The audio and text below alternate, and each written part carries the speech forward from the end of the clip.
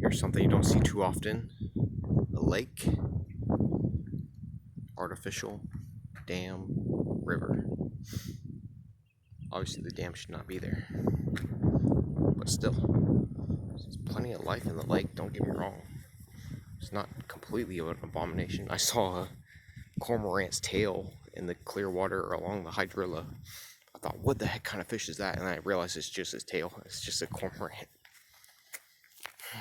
Lots of algae. Oh, there he is. Drying out. Seeing them swim around in the water, I mean, they're real adept water birds. Really good at catching fish.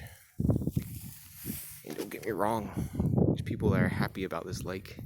Most people seem to be lake people instead of river people. I'm not going to hold it against them. But if you ask me, I'd rather have a river. To each their own. At least they're still nature.